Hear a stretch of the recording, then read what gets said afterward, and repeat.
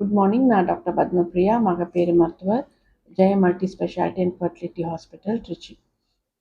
இப்போ ப்ரெக்னென்சியில் ப்ளீடிங் வருது, எதனால டாக்டர் அப்படின்னு சில பேருக்கு டவுட்ஸ் வருது. இதை பார்த்தோன்னா first trimester, second trimester, third trimester, அதாவது முதல் 3 மாதங்கள், நடுவில் 3 மாதம், கடைசி 3 மாதம் நம்ம பிரிச்சுக்கலாம். ஃபஸ்ட்டு 3 மாதம் வருது எதனால அப்படின்னா முக்கியமாக மிஸ்கேரேஜ், அதாவது அபார்ட் ஆகிறதுக்கு அது ஒரு சிம்டமாக இருக்கலாம். ஸோ நீங்கள் கண்டிப்பாக அது மாதிரி ஏர்லி வீக்ஸில் இருந்துச்சு அப்படின்னா உங்களோட ஸ்கேன் நீங்கள் கண்டிப்பாக எடுக்கணும். எடுத்து நீங்கள் டாக்டர்ஸ் அட்வைஸ் பார்க்கணும். இப்போ நடுவில் ஏன் வருது? இப்போ நடுவில் அதாவது 3 மாதத்துலேருந்து ஒரு 7 மாதத்துக்குள்ள சில பேருக்கு ப்ளீடிங் இருக்கும். எதனாலனா அது கர்ப்பப்பையோட வாயிலேருந்து புண்ணாக இருக்கலாம், அந்த காசு இருக்கலாம், இல்லைன்னா நஞ்சு கொடி கீழே இருக்கலாம். இதுதான் ரொம்ப ரொம்ப முக்கியமான காசு. பிளாசண்டா ப்ரீவியா அப்படின்னு சொல்லுவோம், இல்லை லோ லைங் பிளாசண்டா அப்படின்னு ஸ்கேனில் பார்ப்போம். இந்த நஞ்சு கொடி கீழே இருக்கும்போது என்ன ஆகும் அப்படின்னா அதுலேருந்து ரத்த கசிவு ஏற்படலாம்.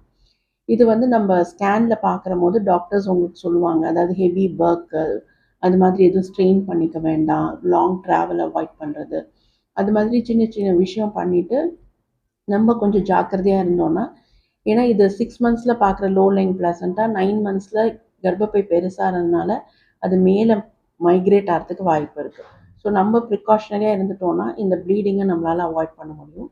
அது மாதிரி ப்ளீடிங் எப்போ ஆனாலுமே நீங்கள் கண்டிப்பாக ஹாஸ்பிட்டல் போய் பார்க்கணும். அதே மாதிரி கடைசி 3 மந்த்ஸில் வந்து வரக்கூடிய காஸ் வந்து முக்கியமாக இந்த லோ லைன் பிளாசண்டா, திருப்பியும் கர்ப்பப்பை வாய் திறக்கிறது, ப்ரீடேர்ம் லேபரோட ஏர்லி சிம்டமாக இருக்கலாம். So bleeding in pregnancy at any point நீங்கள் கண்டிப்பாக உடனே டாக்டர்ஸ் அட்வைஸு நீங்கள் சீக் பண்ணுறது நல்லது.